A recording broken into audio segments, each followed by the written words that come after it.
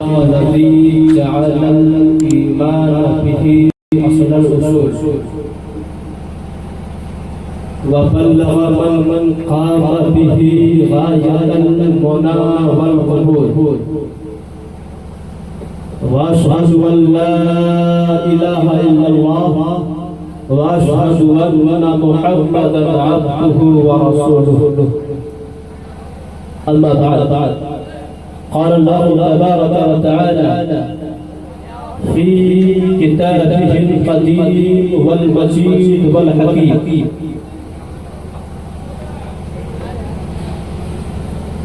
فأعوذ بالله من الشيطان الرجيم بسم الله الرحمن الرحيم ومن الناس من يشري نفسه ابتغاء مرضات الله والله رؤوف بالعباد وقال تعالى بموضع آخر واصبر نفسك مع الذين يدعون ربهم بالغداة والعشي يريدون وجهه صدق الله مولانا العظيم وبلغنا رسوله النبي الأمين الكريم ما شاء الله.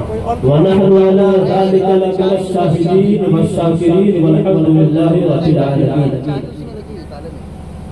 ایک مرتبہ نہایت ہی ادب و احترام کے ساتھ دل کی اتھاہ گہرائیوں کے ساتھ درود شریف کا ہدیہ نچھاور کرے پڑھے بابا سے بلند اللہم صلی علی سیدنا و شفیعنا و حبیبنا وكريمنا ومولانا محمد وبارك وسلم وسلام عليك يا رسول الله يا حبيب الله صلى الله تعالى عليه وسلم. شاعر مشرق ڈاکٹر علامہ اقبال فرماتے ہیں وہ فاقہ کش کہ موت سے ڈرتا نہیں ذرا، وہ فاقہ کش کہ موت سے ڈرتا نہیں ذرا، روح محمد اس کے بدن سے نکال دو. اور آگے فرماتے ہیں کہ دیکھ کر فکر عرب کو فرنگی تخیلات، دیکھ کر فکر عرب کو فرنگی تخیلات، اسلام کو حجاز و یمن سے نکال دو، اسلام کو حجاز و یمن سے نکال دو. حضرات میں اپنے موضوع پر گفتگو کرنے سے قبل میں آپ کو بتاتا چلوں کہ جس محفل رسول میں آپ بیٹھے ہوئے ہیں اس محفل پاک کے بارے میں آج سے 1450 سال پہلے نبی کے آخر الزماں صلی اللہ تعالی علیہ وسلم نے اپنے صحابہ کو مخاطب کر کے کہا تھا چونکہ میں یہ بات اس لیے پیش کر رہا ہوں چونکہ یہ محسوس کر رہا ہوں کہ لوگوں کی رغبت محفل میلاد النبی کی طرف کم ہوتی جا رہی ہے. میرے آقا کریم صلی اللہ تعالی علیہ وسلم ارشاد فرماتے ہیں تتنزل الرحمت عند ذکر الصالحین. اے لوگوں تم جاننا چاہتے ہو کہ کس محفل میں رحمتوں کا نزول ہوا کرتا ہے تو جان لو کہ جہاں اللہ کے نیک بندوں کا تذکرہ ہوتا ہے وہاں رحمتوں کا نزول ہوا کرتا ہے. اور دوسرے مقام پہ میرے آقا فرماتے ہیں ان اللہ لا ينزل الى اجسادکم ولكن ينزل الى قلوبکم کہ پروردگار عالم تمہارے جسموں کو نہیں دیکھتا ہے، تمہارے سروں کو نہیں دیکھتا ہے، تمہاری تعداد کو نہیں دیکھتا ہے بلکہ تمہارے دلوں کو دیکھتا ہے. قسم خدا کی میں پورے وثوق کے ساتھ کہتا ہوں، پورے یقین کے ساتھ کہتا ہوں، پورے اعتماد کے ساتھ کہتا ہوں کہ اس محفل رسول میں جو قلب کے ساتھ حاضر ہے، جو دل کے ساتھ حاضر ہے، میں پورے یقین کے ساتھ کہتا ہوں کہ میرے آقا کا وہ فرمان تتنزل الرحمت عند ذکر الصالحین کہ میرے آقا نے فرمایا ہے کہ پروردگار عالم تمہارے دلوں کو دیکھتا ہے، تمہارے جسموں کو نہیں دیکھتا ہے، تمہاری تعداد کو نہیں دیکھتا ہے، تمہارے سروں کو کو نہیں دیکھتا ہے. جو شخص اس محفل رسول میں اپنے دل سے حاضر ہوگا, خلوص سے حاضر ہوا ہوگا, قسم خدا کی اس محفل رسول میں اس دل کے ساتھ, اس خلوص کے ساتھ حاضر ہونے کی وجہ سے اس پر رحمتوں کا نزول ہوا کرے گا. زندہ باد, سبحان اللہ, سبحان اللہ. واہ واہ. اب میں اپنے موضوع پہ گفتگو کرتا ہوں. چونکہ اس تقریب کا جو انعقاد کیا گیا ہے وہ ایک عرس کے موقع پر اولیاء کرام کی مناسبت سے اس تقریب کا انعقاد کیا گیا ہے. اس لیے میں آپ کو بتاتا چلوں گا کہ اولیاء کرام کا نظریہ کیا تھا, ان کی فکر کیا تھی, ان کے اقوال و افکار کیا تھے. تو میں آپ کو بتاتا چلوں. میں سب سے پہلے میں آپ کو بتا دوں کہ تھوڑی علمی اور فکری گفتگو ہوگی, اس لیے آپ سنجیدگی اور متانت کے ساتھ گفتگو کو سماعت کریں. یقیناً ایک کامیاب گفتگو ہوگی اور آپ کے ایمان کو تازہ کر دینے کا باعث بنے گی.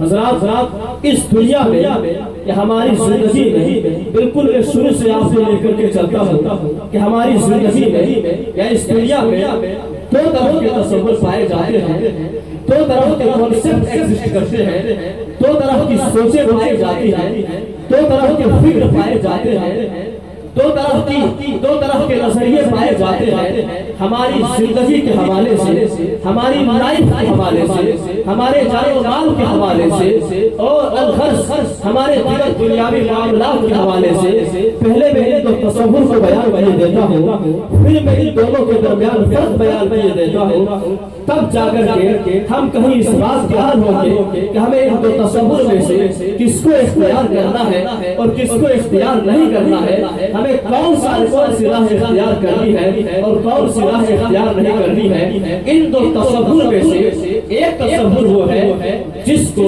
ان لوگوں نے کریٹ کیا, ان لوگوں نے انٹروڈیوس کیا. اس تصور کے حاملین وہ لوگ تھے جو صاحب ایمان نہیں تھے, جو بلیورز نہیں تھے. اور دوسرا تصور وہ ہے جو پروردگار عالم نے اپنی وحی کے ذریعے, اپنے انبیاء کے ذریعے, اپنے رسولوں کے ذریعے ہمیں انسانوں تک پہنچایا. پہلا تصور جس کی تفصیل یہ ہے وہ یہ ہے کہ ہم اس دنیا میں ہر کوئی یہ سمجھتا ہے کہ ہم اپنی جان, مال, عزت و آبرو, جو کچھ بھی ہمارے پاس ہے, وhatever ہے, جو کچھ بھی ہمارے پاس ہے, ہم اس کے مالک ہیں. اگر اس تصور کی, اس فکر کی, اس نظریے کی تاریخ کو اگر معلوم کی جائے تو آپ کو معلوم ہوگا کہ اس تصور کی تاریخ نمرود, شداد, قارون, ابو لہب, ابو جہل, عتبہ و شیبہ, کفار و مشرکین وغیرہ سے ملتی ہے. اس تصور کے حاملین یہ کہا کرتے تھے کہ جو مال, دولت, منصب, عزت, شہرت, رفعت, جو کچھ بھی ہمارے پاس ہے یہ سب ہم نے کمایا ہے اپنی عقل سے, اپنی محنت سے, اپنی کوشش سے, اپنے ذرائع سے. سو یہ ہمارا ہے, ہم اس کے مالک ہیں. ہم جہاں چاہے خرچ کریں, جس کو چاہے دیں, ہمیں کوئی کچھ نہیں کہہ سکتا, ہم پر کوئی پابندی نہیں لگا سکتا, ہم پر کوئی حدود و قوانین نہیں لگا سکتا, ہم پر کوئی باؤنڈری نہیں لگا سکتا, ہم پر کوئی کنڈیشن نہیں لگا سکتا کہ ہمیں کیا خرچ کرنا ہے, کہاں خرچ کرنا ہے اور کتنا خرچ کرنا ہے. دوسرا تصور یہ ہے کہ ہم کسی شے کے مالک نہیں ہیں, ہم کسی چیز کے مالک نہیں ہیں. ہر چیز کا مالک اللہ وحدہ لا شریک ہے. نہ ہم اپنی جان کے مالک ہیں, نہ ہم اپنے مال کے مالک ہیں, نہ ہم اپنی عزت و آبرو کے مالک ہیں, نہ ہم اپنی توانائی کے مالک ہیں, نہ ہم اپنی سانسوں کے مالک ہیں. ہماری جان کا مالک بھی اللہ ہے, ہماری سانسوں کا مالک بھی اللہ ہے, ہر چیز کی مالک اللہ ہے.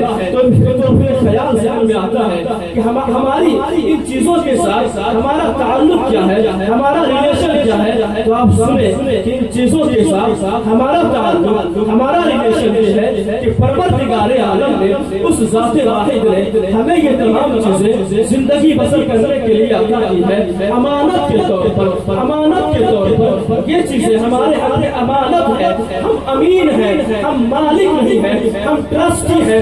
اور یہ تمام چیزیں پروردگار عالم کی طرف سے ٹرسٹ ہے, اور ایک ٹرسٹی اونر نہیں ہوا کرتا ہے وہ مالک نہیں ہوا کرتا ہے. تو پتہ یہ چلا کہ ہم ان چیزوں کے مالک نہیں ہیں, تمام چیزوں کا مالک اللہ تعالیٰ ہے. اس تصور کی تاریخ کو اگر دیکھی جائے, اس تصور کی تاریخ کو دینے والے انبیاء و مرسلین تھے. حضرت ابراہیم تھے, حضرت عیسیٰ تھے, حضرت موسیٰ تھے, حضرت ایوب تھے, حضرت ابراہیم تھے, اور سب سے آخر میں انبیاء و مرسلین سید الانبیاء والمرسلین حضور محمد رسول اللہ صلی اللہ علیہ وسلم تھے. اور آپ کی نظر عطا سے, آپ کے فضل و کرم سے حضرت ابو بکر تھے, حضرت عمر تھے, حضرت عثمان تھے, حضرت علی تھے, حضرت مصعب بن عمیر تھے, حضرت سلمان فارسی تھے. اے امت مسلمہ, اے داستان کائنات کی امت, اے پیغمبر اسلام کی امت, ہم میں آپ سے مخاطب ہوتا ہوں, ہم میں آپ سے خطاب کرتا ہوں کہ یہ دو طرح کے تصور دنیا میں پائے جاتے ہیں.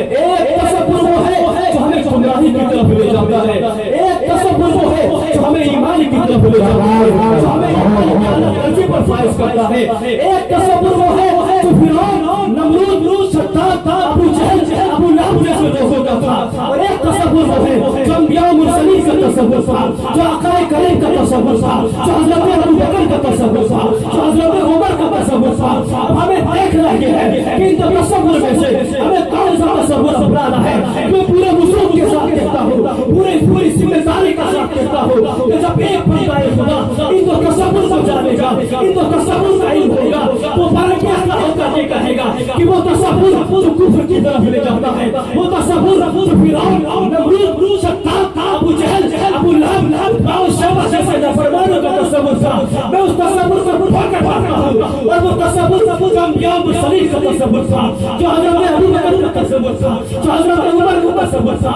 جو صحابہ کا تصور تھا, جو اولیاء کا تصور تھا, میں اس تصور کو بتاؤں گا. اور وہ اس وقت امام عشق و محبت مجدد دین و ملت اعلیٰ حضرت کا وہی شعر پڑھتا ہوا نظر آئے گا. زمین و سماء تمہارے لیے, تمہارے لیے, تمہارے لیے, بھلے تو جہاں تمہارے لیے, یا رسول اللہ دہن میں سما تمہارے لیے, بدل میں جا تمہارے لیے, ہم آئیں گے تمہارے لیے.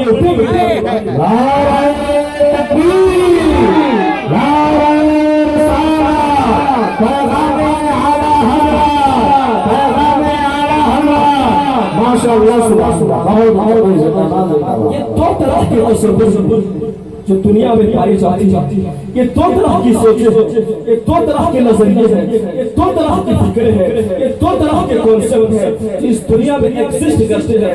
میں نے ایک بات کہی تھی کہ پروردگار عالم نے یہ تمام چیزیں ہمیں زندگی بسر کرنے کے لیے امانت کے طور پر عطا کی ہے. میں اس کو قرآن کریم کے ذریعے درس کرتا ہوں کہ چیزیں ہمارے حق میں امانت کے طور پر کیسے ہیں. اللہ عز و جل ارشاد فرماتا ہے, انفقوا مما جعلکم مستخلفین فیہ. اللہ عز و جل فرماتا ہے, اے میرے بندو, میں نے جو کچھ بھی تمہیں عطا کیا ہے, میں نے تمہیں امانت کے طور پر عطا کیا ہے, نیابت کے طور پر عطا کیا ہے.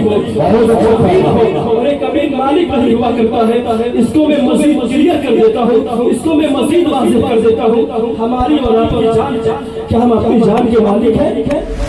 کیا میں آپ سے پوچھتا ہوں, کیا ہم اپنی جان کے مالک ہیں؟ نہیں. کیوں؟ کیونکہ اگر ہم اپنی جان کے مالک ہوتے, جو شخص اپنی جان کا مالک ہوتا تو کیا وہ مرنا گوارا کرتا؟ وہ تو کہتا کہ میں اپنی جان کا مالک ہوں, میں مروں گا ہی نہیں.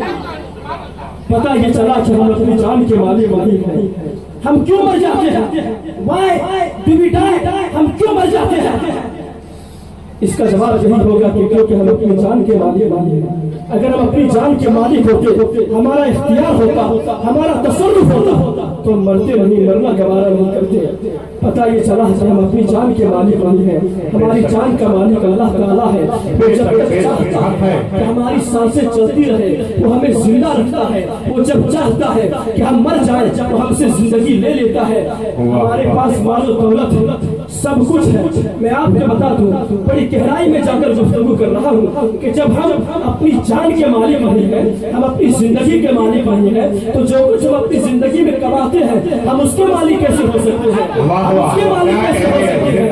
پتہ یہ چلا کہ اس یہی وجہ ہے کہ ہم جائیدادیں بناتے ہیں, पूरी दुनिया कमाते हैं, गाड़ियां खरीदते हैं, कोठियां बनाते हैं, सारी चीजें खरीदते हैं, सब कुछ करते हैं, लेकिन ये चीजें हमारे यही छूट जाती है और हम अकेला चले जाते हैं। अरे जो जिस चीज का मालिक हुआ करता है, तो वो मालिक होने का मतलब ये हुआ कि वो चीज उसके साथ जाए, उसके साथ जाए, उसके मुश्किल में काम आए, उसको डिफेंड करे, उसको प्रोटेक्ट दे, उसके मुश्किल में काम आए। लेकिन ये चीजें तो यही रह जा रही है। पता ये चला कि हम अपनी जान के मालिक नहीं है, हम अपनी माल के मालिक नहीं है। और मैं यहाँ तक मैं आपको बता दूं, वो औलाद जिसके लिए आप दर दर भटकते हैं, हैरान शस्त्र भिड़ते हैं, दर दर की ठोकरें खाते हैं, वो औलाद हमारे साथ जाएगी?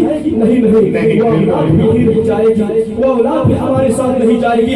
अरे वो बीवी जिसके लिए आप दर दर की ठोकरें खाते हैं, तमाम सहूलतें फराहम करते हैं, क्या वो बीवी आपके साथ जाएगी? नहीं जाएगी। और मैं आपको बता दूं, वो लिबास जो अपनी मुफाखरत को जाहिर करने के लिए, अपनी दौलत को जाहिर करने के लिए पहना था, दुनिया को दिखाने के लिए पहना था कि लोग कहेंगे कि बड़ा अमीर आदमी है, बड़ा दौलतमंद आदमी है, कि वो लिबास आपके साथ जाएगा? वो लिबास भी नहीं रह जाएगा। और हत्ता कि मैं यहाँ तक के बता दूं, वो नाम जो आपने रखा था, वो नाम जो आपने रखा था, वो नाम भी आपके साथ रह जाएगा। बल्कि जब आपकी डेथ हो जाएगी, जब आपकी मौत हो जाएगी, तो लोग ये नहीं कहेंगे कि ये अब्दुल्ला पड़ा है, ये अब्दुल रहमान पड़ा है, बल्कि कहेंगे ये कि मस्जिद पड़ा हुआ है। अरे वो नाम भी आपका न रहा, वो माल भी आपका न रहा, वो लिबास भी आपका न रहा, वो जान भी आपकी न रही, वो दौलत भी आपकी न रही, वो तमाम चीजें यही छूट जाएगी। हम किसी चीज के मालिक नहीं हैं। सवाल ये पैदा होता है कि हम किस चीज के मालिक हैं, कौन सी चीज हमें मुश्किल में काम आएगी। जब कब्र में एक गुनाह अजाब की शक्ल में आएंगे, तो हमें कौन सी चीज बचाएगी, हमें कौन सी चीज डिफेंड करेगी, कौन सी चीज हमारा प्रोटेक्ट करेगी, कौन सी चीज हमारे मुश्किल में काम आएगी। तो आओ आका का फरमान सुनो। मेरे आका करीम सल्लल्लाहु तआला अलैहि वसल्लम इरशाद फरमाते हैं, यक़ूलु इब्नु आदम माली माली, इंसान माल पुकारता रहता है, माल चिल्लाता रहता है, या इब्न आदम, या इब्न आदम, या इब्न आदम, हल लक मिन मालिका इल्ला मा अकलत फअफरैता औ लबिस्त फअबलैता औ तसद्दक़त फअमदैता। मेरे आका फरमाते हैं कि सुनो, ये माल भी नहीं रह जाएगा। माल से तुम्हारा हिस्सा इतना ही है कि जो तुमने खाया यही छोड़ दिया, जो तुमने पहना यही छोड़ दिया। हाँ, तुम जानना चाहते हो कि तुम्हारे साथ कौन सी चीज जाएगी, तो सुनो, आओ तसद्दक़त फअमदैता। हाँ, तुम्हारे साथ वो चीज जाएगी जो तुमने अल्लाह की बारगाह में लुटाया हो। माल की शक्ल में हो, जान की शक्ल में हो, क्या वो इज्जत आबरू की शक्ल में हो, क्या वो तवानाई की शक्ल में हो, क्या वो सांसों की शक्ल में हो, क्या वो कुव्वत और ताकत की शक्ल में हो। तुम जानना चाहते हो तो तुम किस चीज के मालिक हो और तुम्हारे साथ कौन सी चीज जाएगी। तो सुनो, तुम्हारे साथ वो चीज जाएगी जो तुमने राह खुदा में लुटाया। जिंदाबाद जिंदाबाद, नारे तकबीर, नारे रिसालत, जश्न रसूल, नारे तकबीर, जिंदाबाद जिंदाबाद। वाह वाह, ये बातें मैंने क्यों बयान की? क्या आपने सोचा?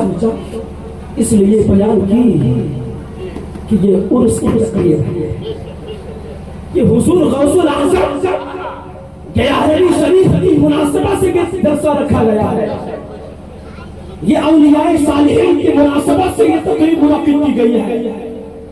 और हाँ, हमारे गौसे आज़म का भी यही नजरिया था, हमारे गौसे आज़म का भी यही नजरिया था, औलिया और सलाह का भी यही नजरिया था।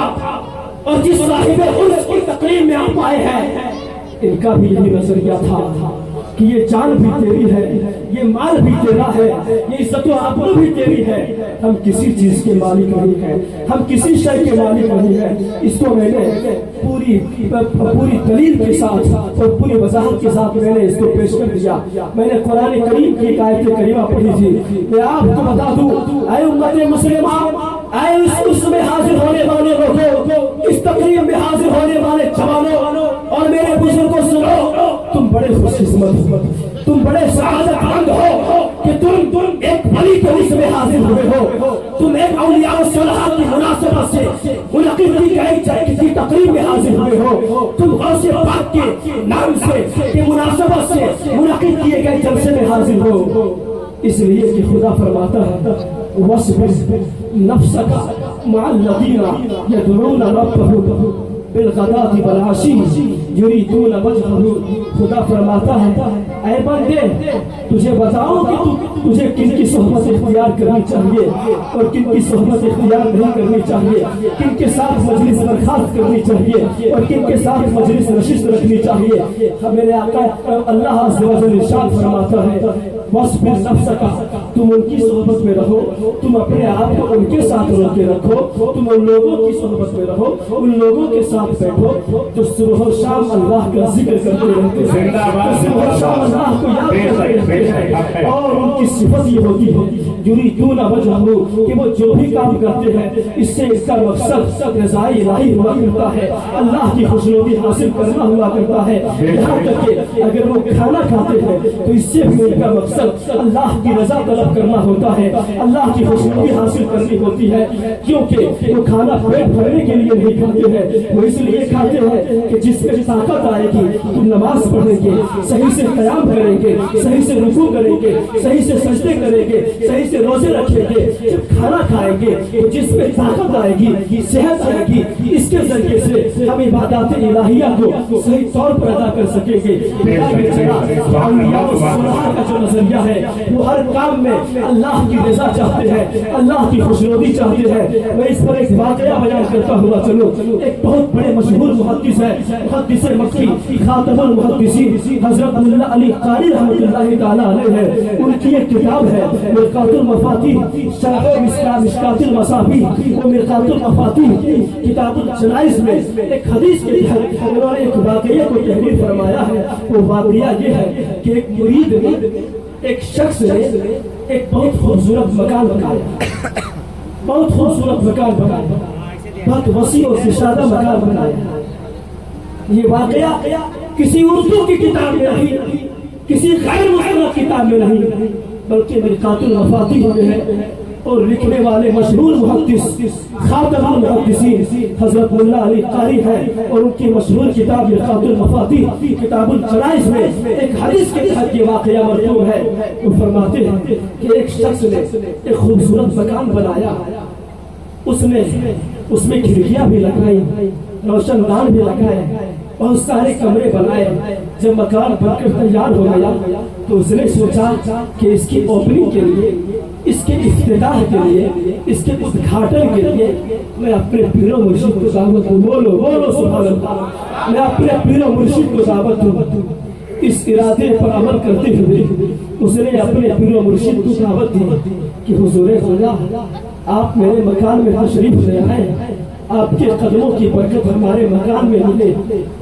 पीरो मुर्शिद ने दावत कबूल कर ली और उनके मकान में तशरीफ ले आए। और एक आम मिजाज ये होता है कि जब इंसान कोई नया घर बनाता है कोई नया घर खरीदता है तो वो जब किसी को सिखाने के लिए बुलाता है तो बड़ी तफसील के साथ दिखाता है कि हजरत ये मेरा बेडरूम है, ये मेहमान खाना मैंने बनाया है, ये किचन मैंने बनाया है, ये मैंने दिगर कमरे बनाए हैं, तो बड़ी तफसील के साथ दिखाता है। इसी तरीके से उस मुरीद ने भी अपने पीरो मुर्शिद को बड़ी तफसील के साथ वो मकाम दिखाया कि हुजूर ये मैंने बेडरूम बनाया है, हुजूर ये मैंने फला कमरा बनाया है, हुजूर ये मैंने मेहमान खाना वाला कमरा बनाया है, हुजूर ये मैंने किचन का कमरा बनाया है, हुजूर ये मैंने रोशनदान लगाए हैं, हुजूर ये मैंने खिड़की लगाई है। जब उस पीरो मुर्शिद ने सारा मकान देख लिया, सारे कमरों को मुलाहजा कर लिया तो अपने मुरीद को कहा ऐ मुरीद जरा तू मेरे सामने बैठ जा। उस मुरीद को पीरो मुर्शिद ने सामने बैठाया और पूछा लिमाज़ा फ़तहत ताक़ा, ऐ मुरीद ये जरा ये बता कि तूने ये रोशनदान क्यों लगाया है, रोशनदान को लगाने का तेरा मकसद क्या है, ये खिड़की तूने क्यों लगाई है, इसको लगाने का तेरा मकसद क्या है। अगर यही सवाल मैं आपसे पूछूं तो आप जो नॉर्मल जवाब देंगे तो यही देंगे कि हवा और रोशनी के लिए। ये खिड़की मैंने किस लिए लगाई है कि इससे हवा आएगी, یہ روشن دان میں نے اس لیے لگایا ہے کہ اس سے روشنی آئے گی. اس مرید نے بھی جواب دیا حضور یہ کھڑکی روشن دان میں نے اس لیے لگایا ہے کہ اس سے ہوا آئے گی, روشنی آئے گی. پیر و مرشد نے اس مرید کی بات کو سننے کے بعد لوگوں, دوستوں اور اللہ پر ایمان رکھنے والوں, الہ کلمت اللہ کا پرچم بلند کرنے والوں, اللہ کی وحدانیت کا اقرار کرنے والوں, اے امت مسلمہ, اے تاجدار کائنات کی امت, اے پیغمبر اسلام کی امت, ذرا توجہ کرنا, اپنے ذہن و قلب کو حاضر رکھنا, اپنی توجہ کو مرکوز کرنا اور سننا کہ اس پیر و مرشد نے, اس شیخ طریقت نے اپنی مرید کی کیا اصلاح فرمائی ہے. شیخ طریقت فرماتے ہیں, پیر و مرشد فرماتے ہیں کہ اے مرید, بے شک جو تو نے بتایا کہ تو نے روشن دان اس لیے لگایا ہے کہ یہ اس سے ہوا آئے گی, اس سے کھڑکی آئے گی. پھر وہ مرشد فرماتے ہیں ذالک امر ظاہر باہر وکان ینبغی لک ان تقصر سماع الاذان والباقی یکون تبعا له. میرے مرشد فرماتے ہیں اے مرید, بے شک تو نے جو یہ فرمایا وہ صحیح فرمایا کہ کھڑکی میں نے اس لیے لگائی ہے, روشن دان میں نے اس لیے لگایا ہے کہ اس سے ہوا آئے گی, روشنی آئے گی. لیکن ایک کاش جس وقت تو نے یہ کھڑکی لگائی تھی, جس وقت تو نے یہ روشن دان لگائی تھی, تو کاش تو نے یہ نیت کرنی ہوتی کہ جب اللہ کا منادی یعنی مؤذن مسجد سے اللہ اکبر کی صدائیں بلند کرے گا, حی علی الصلاۃ اور حی علی الفلاح کی صدائیں بلند کرے گا, تو میرے مکان میں اذان کی صدائیں آئے گی, میرے مکان میں اذان کی آواز آئے گی.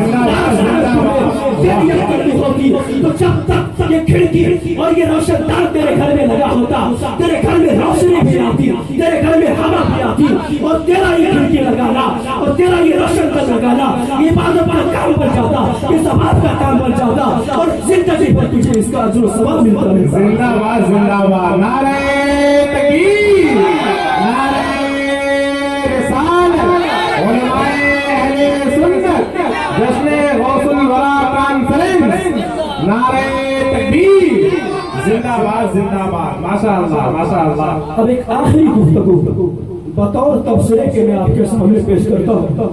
دوستو, آج امت مسلمہ پہ ایک عجب وقت آ چکا ہے, ایک عجب وقت آ چکا ہے, ایک امتحان کی گھڑی آ چکی ہے.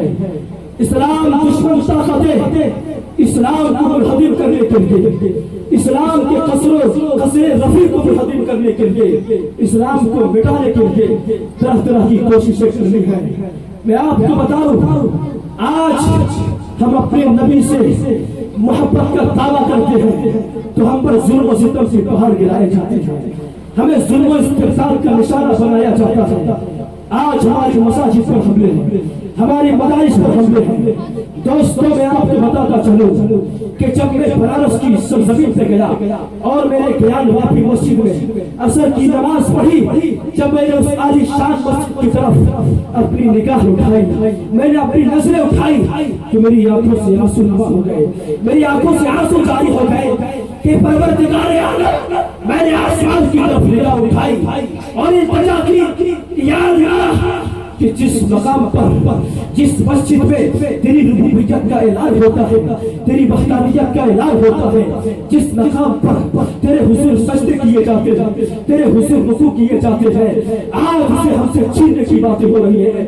دوستو, آج ہماری مساجد پر حملہ ہے, ہمارے مدارس پر حملے ہیں, ہمارے گیٹ اپ پر حملے ہیں, ہمارے یونیفارم پر حملے ہیں, ہماری داڑھی پر حملے ہیں, ہمارے لباس پر حملے ہیں. دوستو, میں آپ کو بتاتا چلوں, یہ ہم اس بستی کا شکار ہو چکے ہیں, اس سوال کا شکار ہو چکے ہیں. ہم کیوں ہو چکے ہیں؟ اس لیے کہ ہم اس کی تقریب میں حاضر تو ہوئے ہیں, اولیاء کے نام پر منعقد کیے گئے جلسے میں حاضر تو ہوئے ہیں, لیکن جو میں نے اولیاء کرام کا نظریہ بیان کیا, جو فکر بیان کی, جو مزاج بیان کیا, جو میسج بیان کیا, ہم اس کو چھوڑ چکے ہیں, ہم اس کو ترک کر چکے ہیں, ہم اس کو نظر انداز کر چکے ہیں. آج ہم اس تقریب میں حاضر ہیں, اس کے نام پر, اولیاء کے نام پر جو تقریب منعقد کی گئی ہے, ہم اس میں حاضر تو ہیں, لیکن ابھی دیکھا جائے گا کہ جب فجر کی اذان ہوگی, جب مؤذن حی علی الصلاۃ کی صدائیں بلند کرے گا, حی علی الفلاح کی صدائیں بلند کرے گا, تو مسجد خالی نظر آئے گی. تو بتاؤ ہم سے मस्जिदें छीनी जाएंगी कि नहीं छीनी जाएगी। हमने मस्जिदों को वीरान खुद किया है। इस्लाम दुश्मन ताकतें पूरे तौर पर साजिशें कर रही है। मैं आपको बताऊं कि मैंने एक किताब का मुताला किया जिसका नाम है ज़ियाउल नबी। लिखने वाले हैं जस्टिस पीर मोहम्मद करम शाह अज़हरी। वो लिखते हैं इस किताब में कि दुनिया में एक तबका है जिसको मुस्तशरिकीन का तबका कहा जाता है। इस तबके में इसको इंग्लिश में ओरिएंटलिस्ट कहा जाता है और इस इस्लाम को ओरिएंटलिज्म कहा जाता है। इस तबका मुस्तशरिकीन ने इनका मकसद ये था, इनका जो सबसे बड़ा मकसद था वो इस्लाम को खत्म करना था, इस्लाम को कमजोर करना था, इस्लाम के कसरे नफी को मुनहदिम करना था। इसके लिए उन्होंने हर हरबा इस्तेमाल किया, हर शरीर से शरीर पर हरबा इस्तेमाल किया। झूठ, बहतान तराशी, धोखा, फरेब, इस तरह के हीरों को भी उन्होंने ग्राहक की नजर से नहीं देखा। उन्होंने इस्लाम के कसरे नफी को मुनहदिम करने के लिए इस्लामी अदब का तफसील से मुताला किया था। वो इस हकीकत से आगाह थे कि इस्लाम की अबदियत का राज किन चीजों में पोशीदा है, मुसलमानों की कुव्वत का राज किन चीजों में पोशीदा है। उन्होंने इस हदीस को पढ़ रखा था। मेरे आका करीम फरमाते हैं तरक्तु फीकुम अमरैन लन तदिल्लु मा तमस्सकतुम बिहिमा किताबुल्लाहि व सुन्नतु नबिय्यिही। उन्होंने इस हदीस को पढ़ रखा था। मेरे आका करीम फरमाते हैं कि मैं तुम में दो चीजें छोड़े जा रहा हूँ, दो चीजें छोड़े जा रहा हूँ। जब तक तुम इन दो चीजों को मजबूती से थामे रखोगे तुम राह रास्त से नहीं भटकोगे, तुम गुमराह नहीं होगे, तुम पस्ती का शिकार नहीं होगे, तुम ज़वाल का शिकार नहीं होगे। वो किताबुल्लाह है, वो सुन्नत रसूलुल्लाह है, वो किताब सुन्नत है कि जब तक तुम उन्हें थामे रखोगे तो तुम भटक नहीं सकते, तुम राह रास्त से भटक नहीं सकते, तुम सवाल का शिकार नहीं हो सकते। इस इस्लामी मुस्तशरिकीन ने, इन ओरिएंटलिस्ट ने इस हदीस को पढ़ रखा था। वो हुजूर की रिसालत पर यकीन नहीं रखते थे, लेकिन वो अपने तजुर्बात की बिना पर आगाह थे कि हुजूर की ज़बान से जो बात निकलती है वो सच साबित हुआ करती है, वो हक साबित हुआ करती है, उसमें किसी शबो शबह की गुंजाइश नहीं हुआ करती है।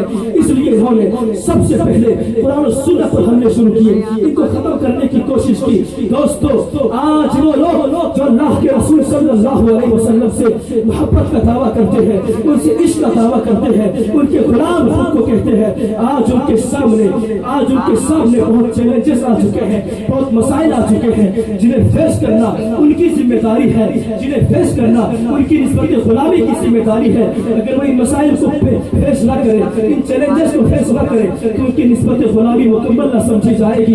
आज दुनिया इस बात पर कोशिश कर रही है, आज इस बात पर कोशिश कर रही है कि दुनिया का कोई खित्ता, दुनिया की कोई सरजमीन ऐसी उभरने ना पाए तो इस्लाम के लिए बासाख्ता तौर पर तजुर्बागाह बन सके, इसके मुस्तफा की तजुर्बागाह बन सके, तो निज़ामे मुस्तफा की तजुर्बागाह बन सके, तो आईने मुस्तफा की तजुर्बागाह बन सके, तो दस्तूर मुस्तफा की तजुर्बागाह बन सके। और आलम यह है कि पूरी दुनिया इस बात पर अपनी तमाम फिक्री, अमली, इल्मी कोशिशें सर्व कर रही है, अपना तमाम सरमाया इस बात पर सर्व कर रही है कि इंसानों को कोई खित्ता ज़मीन ऐसा मैसर ना सके जहाँ इस्लाम को अमली तौर पर मुशाहिदा किया जा सके, जहाँ इस्लाम को अमली तौर पर देखा जा सके, जहाँ इस्लाम को अमली तौर पर महसूस किया जा सके। और आप देख रहे हैं कि दुनिया में जहाँ जहाँ भी इस्लामी तहरीकें काम कर रही है, इस्लामिक मूवमेंट्स काम कर रहे हैं, वेस्टर्न ताकतें, मगरबी कुव्वतें इनके खिलाफ मुकम्मल तौर पर साजिशें कर रही है और इन्हें तफला कर देने के लिए अपनी तमाम तर कोशिशें सर्व कर रही है। अल्लामा इकबाल ने कहा था कि तुम्हारी तहजीब अपने खंजर से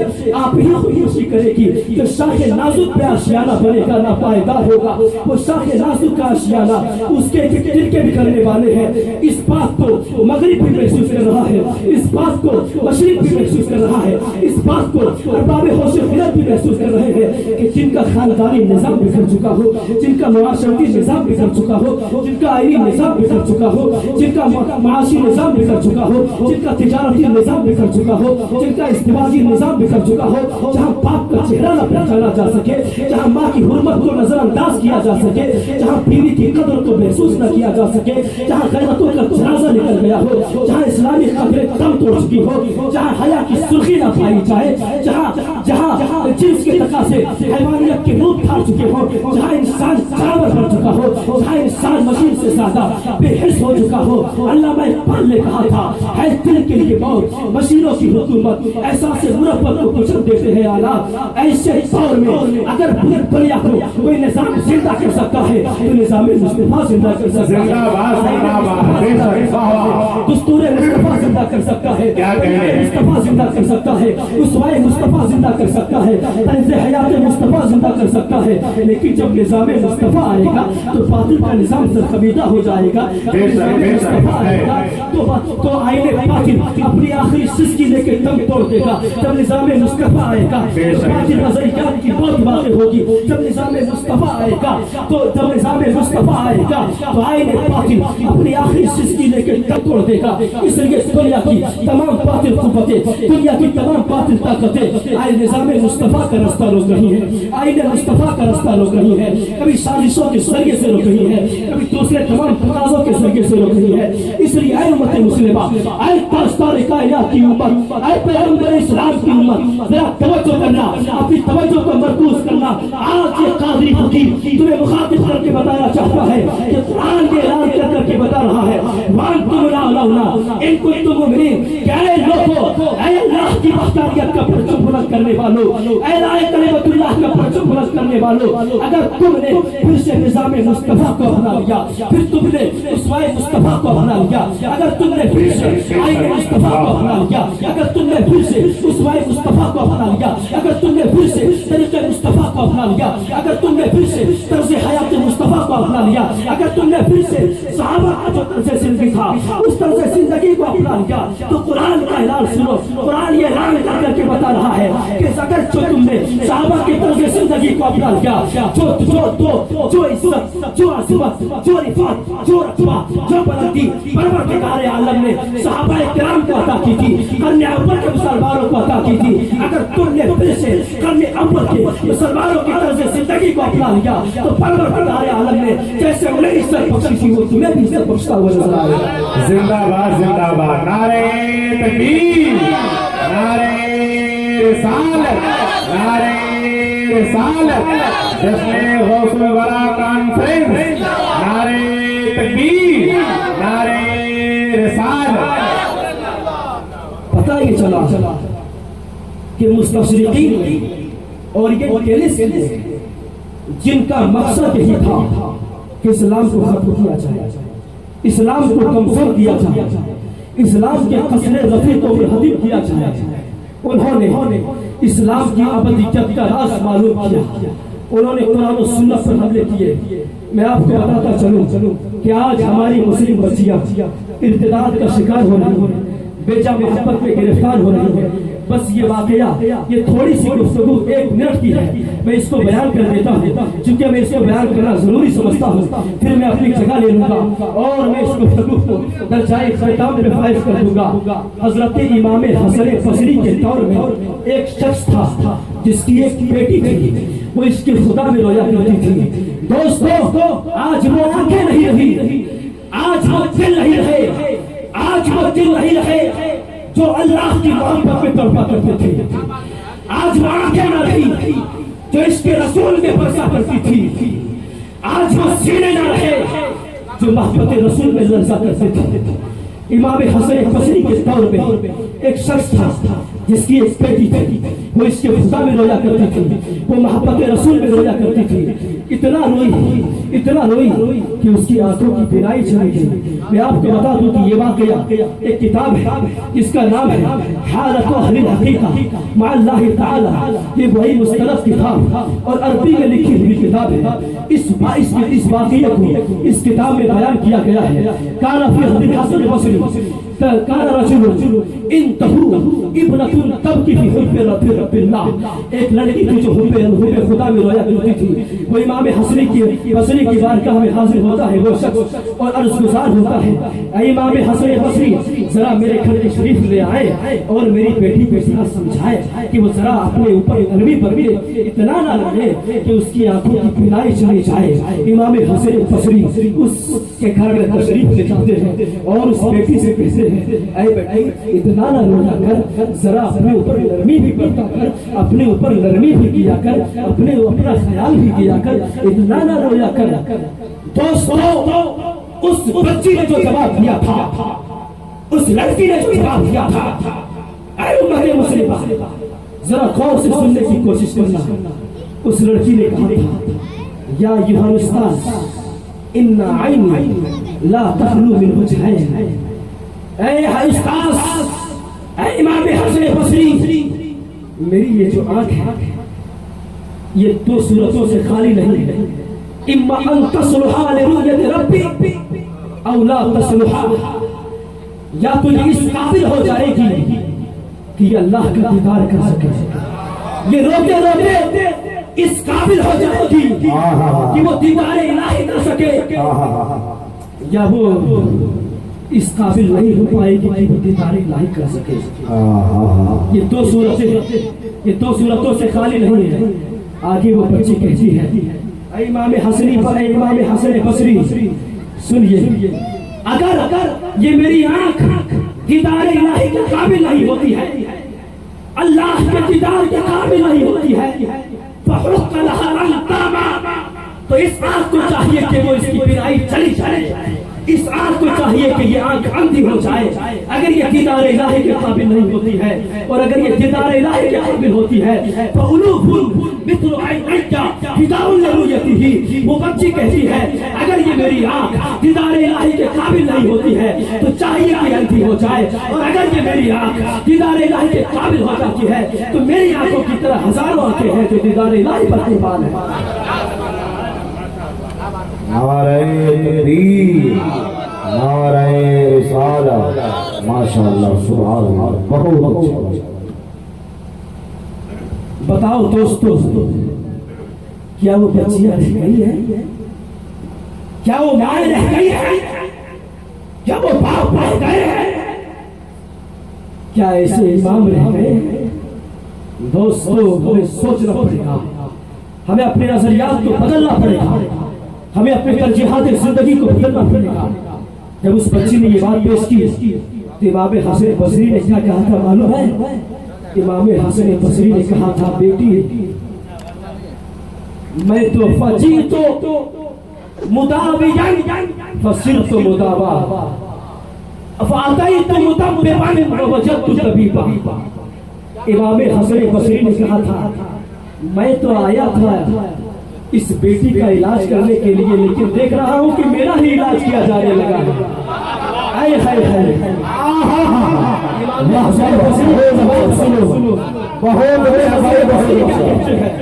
امام حسن بصری کہتے ہیں کہ ارے میں تو آیا تھا ڈاکٹر بن کر کے، میں تو آیا تھا علاج کرنے والا بن کر کے، لیکن دیکھتا ہوں کہ میں خود ایک ڈاکٹر کو پا چکا ہوں، میں خود میرا علاج کیا جانے لگا ہے۔ دوستو ابھی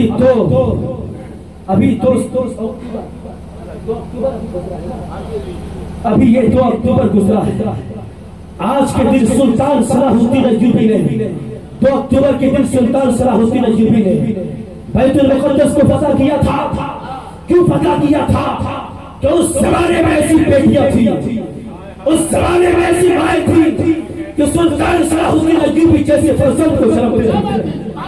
دوستو اگر ہم چاہتے ہیں کہ پھر سے کوئی صلاح الدین آ جائے، اگر ہم چاہتے ہیں کہ پھر سے کوئی خالد بن ولید آ جائے، اگر ہم چاہتے ہیں کہ پھر سے کوئی طارق بن زیاد فاتح القدس آ جائے، اگر ہم چاہتے ہیں کہ پھر سے کوئی سلطان محمد فاتح قسطنطنیہ آ جائے، اگر ہم چاہتے ہیں کہ یہودیوں کی ایک سے ایک بچانے والے سلطان عبدالحمید ثانی آ جائے، تو ہمیں پہلے وہ بیٹیاں پیدا کرنی ہوگی، پہلے ہمیں ان ماں کی طرح کردار اپنانا پڑے گا، پہلے ہمیں ان باپوں کے طرز زندگی کو اپنانا پڑے گا، تب ہم جا کر کے کوئی صلاح الدین آ سکتا ہے، کوئی خالد بن ولید آ سکتا ہے، کوئی طارق بن زیاد آ سکتا ہے، کوئی فاتح القدس آ سکتا ہے، کوئی فاتح قسطنطنیہ سلطان محمد فاتح آ سکتا ہے، کوئی سلطان عبدالحمید دوم آ سکتا ہے۔ اس لیے ہمیں اپنی ترجیحات زندگی کو بدلنا پڑے گا۔ ہم صرف عرس کی تقریبات میں حاضر نہیں ہوں گے، اولیاء کے نام پر منعقد کیے گئے جلسوں میں حاضر نہیں ہوں گے۔ آج اسلام دشمن طاقتیں چاروں طرف سے حملے کر رہی ہے، ہمیں سوچنا پڑے گا، ہمیں فکر کرنی پڑے گی، ہمیں غور کرنا پڑے گا، اور ہمیں پھر سے قرآن و سنت کو جو ہمیں ترک کر دیا ہے پھر سے ہمیں قرآن و سنت پر عمل کرنا پڑے گا۔ شاعر نے کہا تھا، ڈاکٹر اقبال نے کہا تھا کہ وہ فاقہ کش کہ موت سے ڈرتا نہیں ذرا، روح محمد اس کے بدن سے نکال دو۔ آج دوستو ہمارے اندر سے روح محمدی نکالی جا رہی ہے، اس کے محمدی نکالا جا رہا ہے۔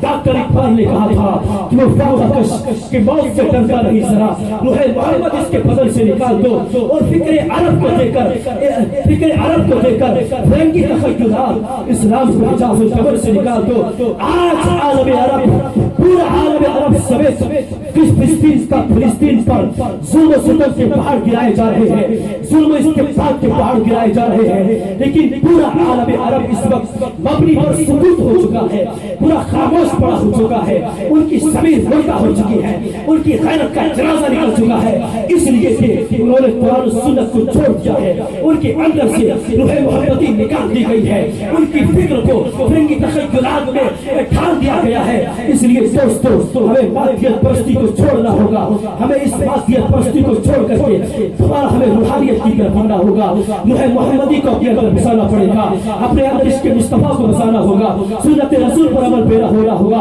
قرآن و سنت کو پھر سے ہمیں مضبوطی سے تھامنا پڑے گا۔ بس یہ کہہ کر کے کہ صرف اس کی تقریبات میں، صرف جلسوں میں شرکت کر کے، صرف اولیاء کے نام پر منعقد کیے گئے محافل میں شرکت کرنے سے کام نہیں چلے گا، بلکہ ان کے نظریات پر عمل کرنا پڑے گا، ان کے افکار کو اپنانا پڑے گا، ان کے اقوال کو اپنانا پڑے گا۔ صرف غوث اعظم کا غلام کہنے سے کام نہیں چلے گا، بلکہ ان کی غلامی کا حق یہ ہوتا ہوگا کہ ان کے افکار و نظریات پر عمل کرنا ہوگا۔ بس میں اپنی گفتگو کو یہی ختم کرتا ہوں، وما توفیقی الا باللہ، استغفر اللہ ربی من کل ذنب واتوب الیہ، وما علینا الا البلاغ۔